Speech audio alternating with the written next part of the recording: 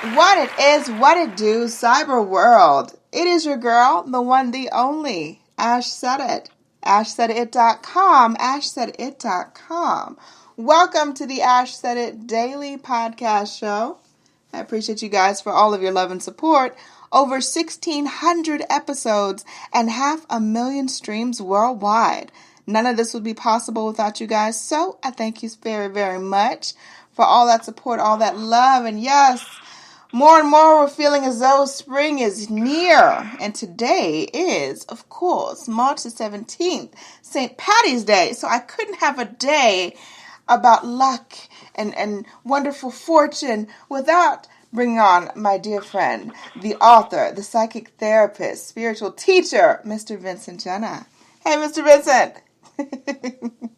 Oh, Laura Victoria Ash, it's you. How are you on this wonderful St. Patrick's Day? Oh, it's so wonderful to be Irish. The luck of the Irish, right?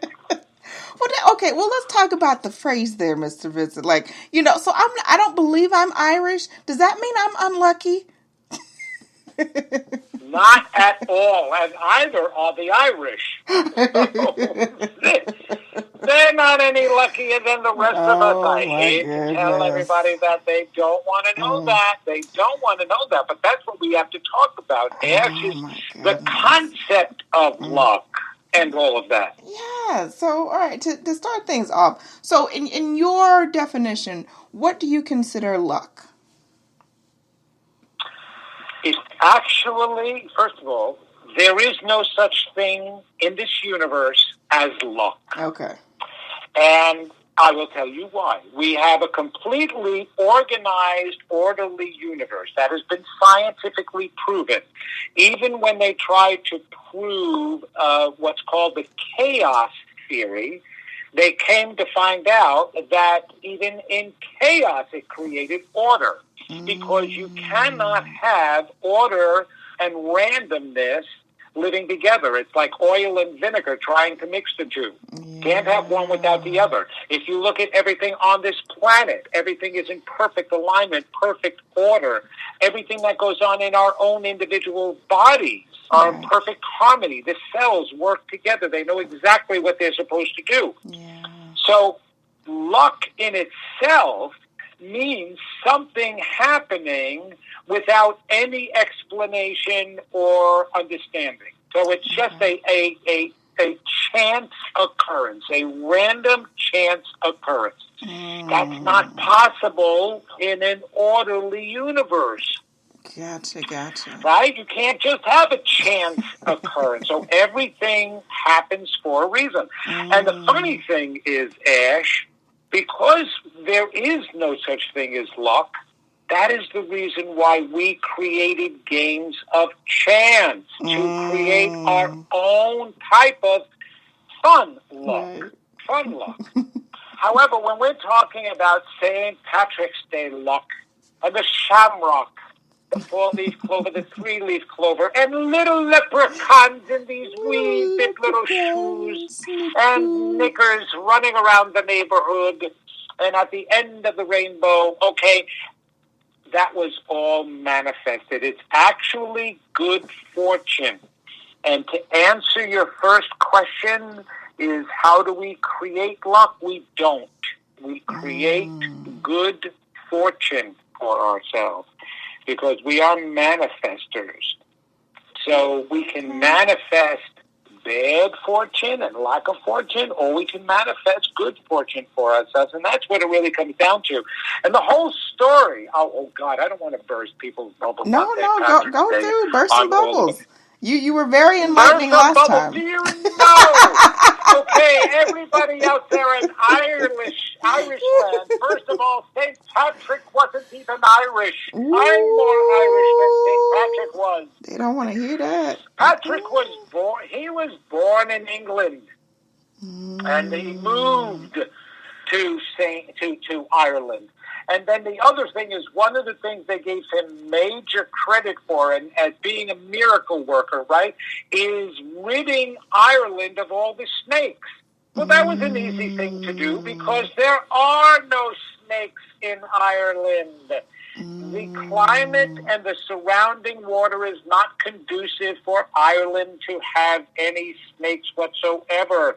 So he didn't rid them of snakes. He's not the Pied Piper of Ireland. So that's one thing right there. Another thing, there is no such thing as a shamrock. That was a created name. It's clover. That's what they had, is clover. And this is how the three-leaf clover became popular. So Patrick was a minister of a religion, a Christian minister. And so one day, to make a point and an analogy, a metaphor, he picked up a three-leaf clover and he said, like this three-leaf clover, the Father, the Son, and the Holy Spirit are all connected together. And there you got the three-leaf clover. So now we had a bunch of Christians who would pull a three-leaf clover out from the ground and pin it onto their outfits and walk around professing their faith as Christians. Wow. So, right. So now they're walking around with green clovers, which was nice. So they wanted to extend that. So they started to wear green outfits. And that's how the color green is now associated with St. Patrick's Day. Now you get green beer, you get green everything. I even saw in the store the other day green Lucky Charms cereal. Now, the funny thing about green is it represents in the spiritual metaphysical world, which everything is inspired. Everything is inspired to us from the metaphysical world because that's where your soul resides. Green is a healing color. And besides the beautiful pastures in Ireland of being green and so much greenery in Ireland, it's actually more emotional than anything else because the reason why St. Patrick was even canonized as a saint by the Catholic Church and the Pope is because of the peace that he brought to Ireland during very harsh times where the Christians and the Protestants, the Catholics and the Protestants fought each other. And so St. Patrick was able to bring a certain amount of peace, which was healing. And so unconsciously they choose green, but green is also the color of our fourth spiritual center or chakra, which is the heart chakra. And the heart chakra represents love. And love also causes peace. So you combine it all together, and inspirationally, a new holiday is created. And as with humans, every holiday all over the world, from every culture, is totally inspired and had been created to remind us what we need to celebrate about ourselves. And St. Patrick's Day is a day to celebrate self-belief, self-love, and our ability to create our own good fortune. Now, yeah, we may go running around eating corned beef and cabbage. By the way, no Irishman on St. Paddy's Day ever ate corned beef and cabbage. Their staple food is beef and potatoes. And when it got over here to America, all of a sudden they corned the beef and switched the potatoes to cabbage, and now that is the traditional. And do you want to hear how the St. Paddy's Day parade started in New York City? Oh, I'd love to hear that. This is a fun one. This is a fun one, Ash. Boy. Are you ready? I'm ready. I'm seated. So five or six Irish businessmen on St. Patrick's Day decided to walk down the street of Manhattan together to go to the corner pub. And when that was seen, year after year, the group marching to the corner pub became bigger and bigger and bigger until it turned into a total parade down Fifth Avenue somewhere. And all it was about a group of businessmen going to lunch to have some beer on St. Patrick's Day. That is hilarious. Okay? Hilarious. I know. Right. So, but it's about us. Yeah. It's about all of us. If you took every holiday everywhere, and I'm talking for other cultures even, right. It's all about us. It's all about an aspect of who we are, no matter what it is. For example, Hanukkah and the celebration of light is about the light within each of us that we need to remember that can sustain itself for as long as we need it. The celebration of Christmas is about the Christ, your connection with God. Christ is not Jesus' last name. Christ means man with God. He was Jesus the Christ. Mm-hmm. And we are connected to the same source. So we have to celebrate that. Even the 4th of July was created not to celebrate the independence of the United States of England. Oh. It's to celebrate what was valuable to us. Mm-hmm. Freedom, equality, all of that, liberty. That's important to every single human being. So you see, every one of these holidays, mm-hmm. even though Hallmark has a card for all of them, we even created Hallmark to remind us of that. Wow. You know, and here we go, only celebrating those most important things once a year. Once a year. We should be celebrating them all the time. Yes. But there'd be a lot of drunk people on the streets if they celebrated St. Patrick's Day. Everybody would be all happy. All the time. Oh, boy, but do we need that? Don't we need that more now than ever before? We need that than any other time, probably in history. I would say the world needs more love. It needs more love in the world. And I mean, it's just, it's craziness. That is the answer. It is. That is the answer. Whenever you see more anger and resentment and hatred, then you know the counter of that, the healing of that is more love. Yeah. And actually, the lack of love is what creates anger, hatred, resentment. Yeah. Wow. So it's when you pull away something, you end up with something else. And when you pull away something positive, you end up with something negative. So that's the bottom line. So with that, would you say that because of that, some of us are actually stopping ourselves from receiving that good positive energy or quote unquote luck? Oh, yes. And here's the point. We wouldn't have to be reminded to celebrate it if we remembered it and lived it all the time and remembered that we are the creators of our own good fortune. Right. We forget that. That.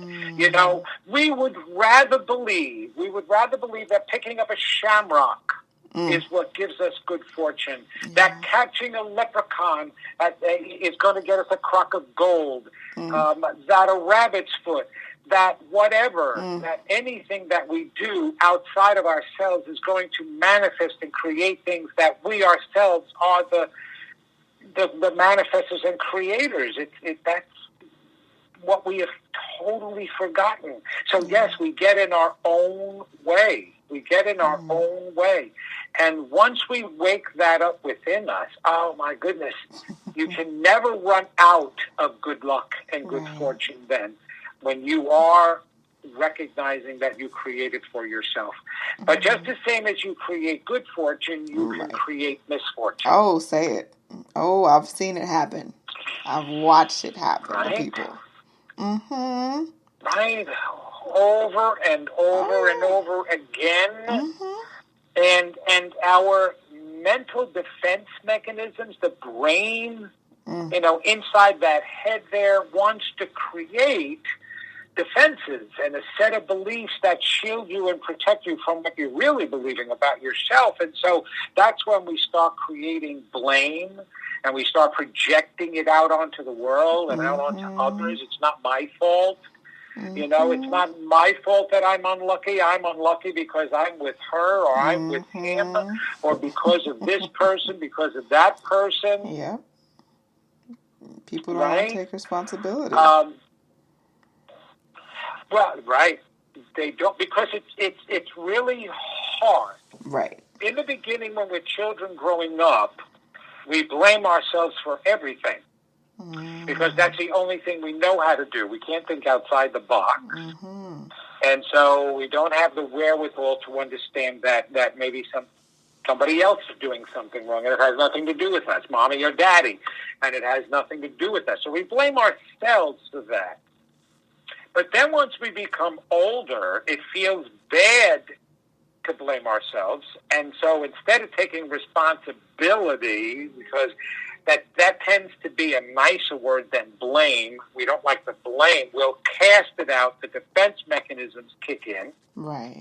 And instead of saying, well, you know what, the reason why I didn't get that promotion is not because I'm not good enough. It's because I don't believe I'm good enough. And so maybe I act in a way that goes along with what I'm really believing.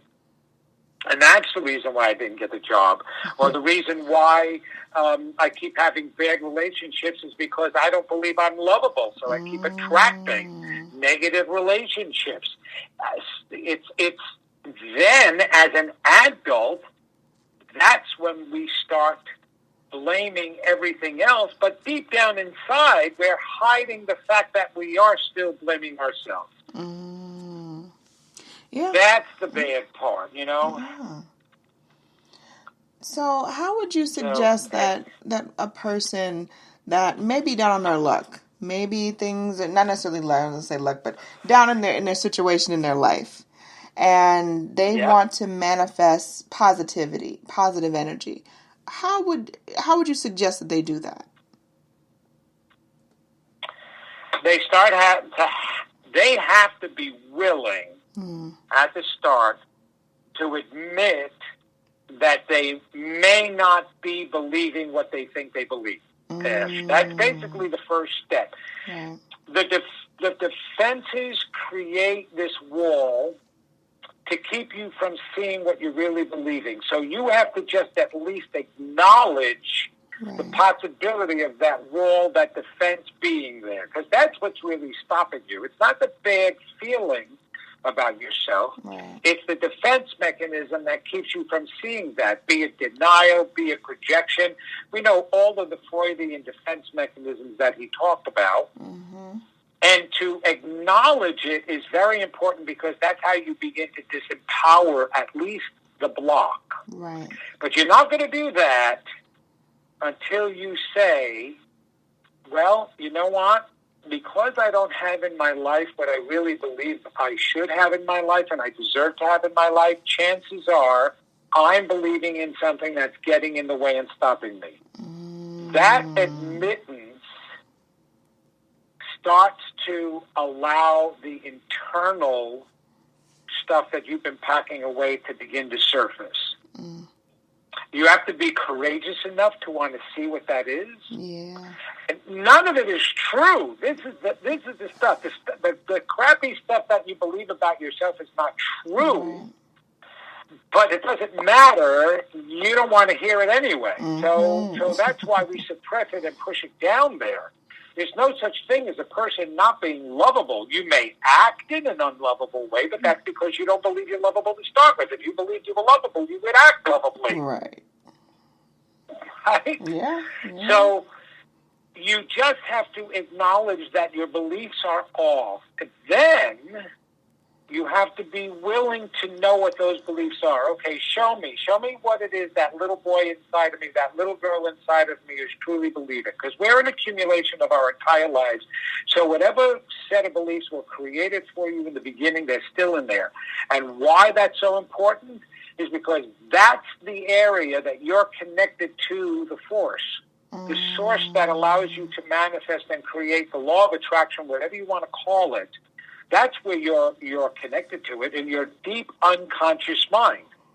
And that's where those deep first set of maladaptive beliefs also are, in your unconscious mind. So even though your conscious mind may say, I'm lovable, I deserve a really good partner, that little kid and that little voice in your unconscious mind is saying, no, you're not lovable, you're not good enough. And that's what winds up manifesting. Right. Not your conscious mind, your unconscious mind. So you've got to bring to the surface the unconscious mind. Then you've got to reparent yourself, basically. Yeah. That's what it's called, where you've got to re-raise yourself and constantly, and I'm not talking about one time. I'm not talking about saying one pretty affirmation every day. No.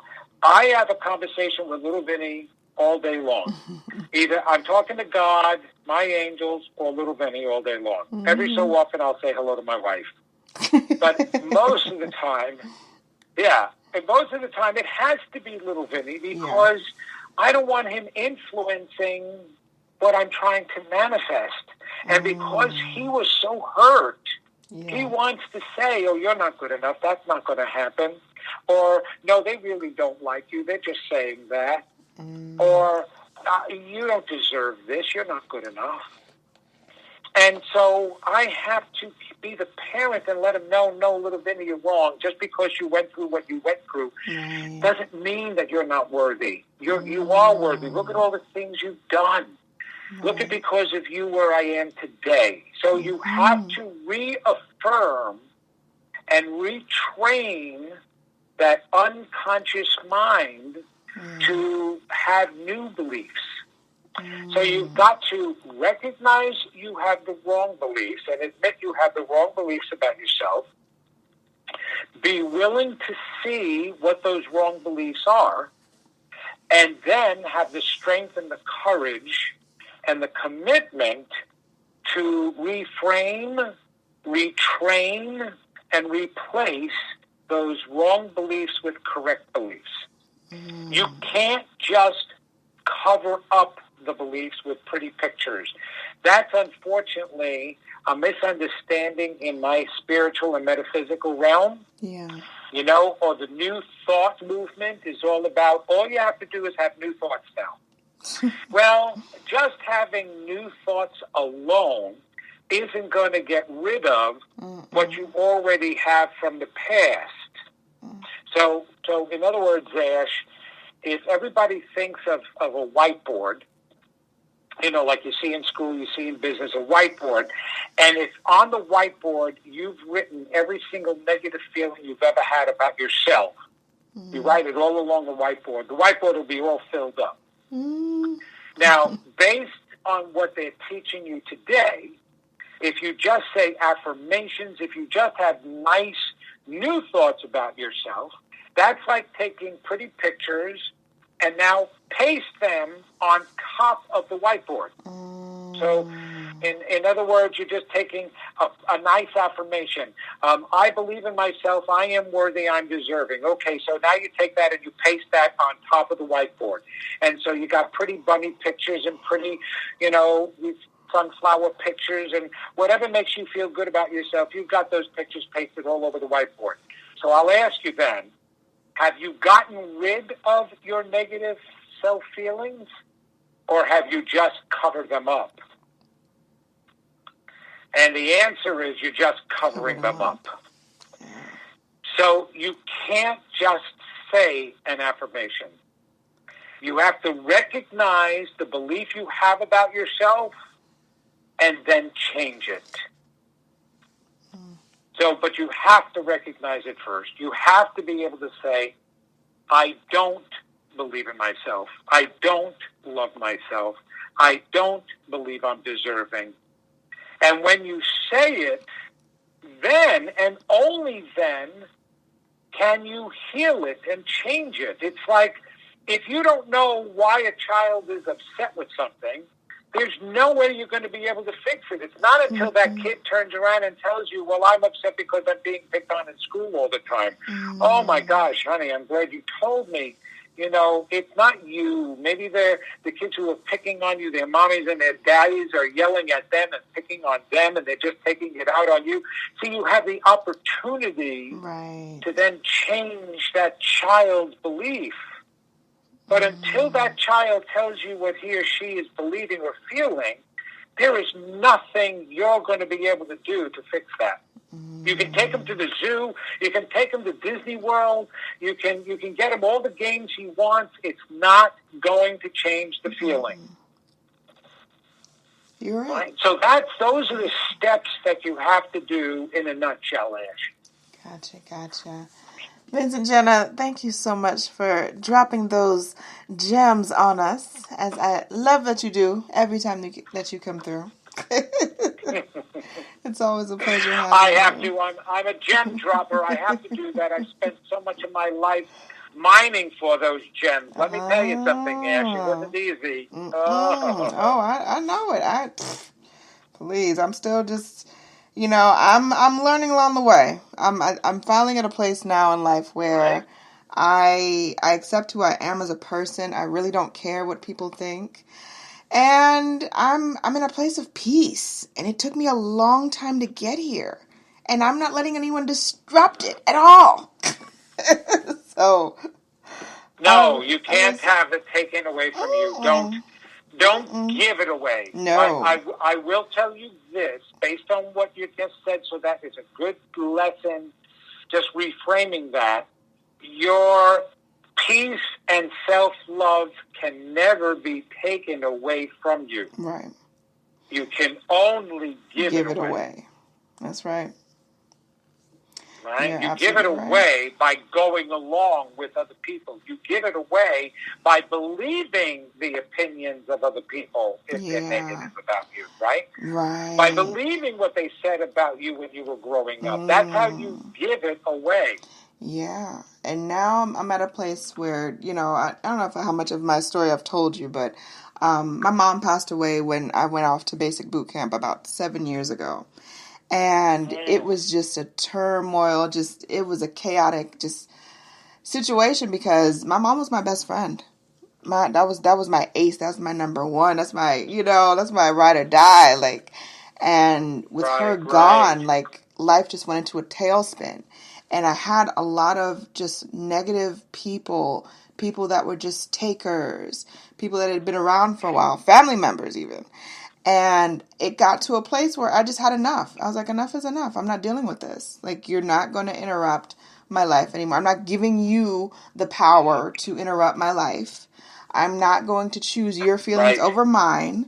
This is how I'm going to live. If you don't like it, the door's over there. Point blank, period. And Since then, I was just and it's definitely been a journey, but it's been a wild ride because I was a people pleaser for a long time, many, many years. Just always want to be everyone. Gotta be there for everyone, and then you turn around, and when you have crisis, nobody's there. No, nobody's there. Everybody's busy. Of course not. Because everybody is taking care of their own crises. Mm-hmm. So, yeah. So think about that for a moment. Mm-hmm. We want to turn to weakness when we are feeling weak in order to make us feel strong. That is something. And that's why we lose out. Yeah. And the only place you can turn to become stronger is you. Right. Absolutely. Vincent Genna, thank you so much for joining us today. Let everyone know the best way to get in contact with you and to follow you all over the socials of the medias. Well, all they have to do, Ash, is go to my website at vincentgenna.com, and that's with a Genna. And from there, they can connect to everything that I'm doing, all my events, all my courses, my Facebook Live event, my Unity online radio show, all of that. And I have my book that is going to be coming out hopefully this year, God, It's Not Working, which explains all of this and helps people with all of this. I'm so excited about it. It's finally being published. Awesome. Yes. Congratulations. So, Thank you. But my website is the best place to go to for that. All right. You guys heard it first here. Vincent Genna, I love having you on the program. Every time that you come, you just always open up my mind a little bit more. And I love it. Well, Ash, you're the one who gives me the can opener. This is true. Okay, This is also true. Or the bottle opener, the wine bottle opener. So I need that. Somebody needs to be able to pop the cork before anything is going to come out anyway. So thank you for that. I appreciate that. And to you and everybody else listening, I wish you all a fabulous St. Patrick's Day. Absolutely. And just remember, the luck of the Irish is the good fortune you create for yourself. You are the lucky charm. You are the little leprechaun. You are the crock of gold at the end of the rainbow. You are. Happy St. Patrick's Day, everyone. Right. Happy St. Patty's Day, everybody.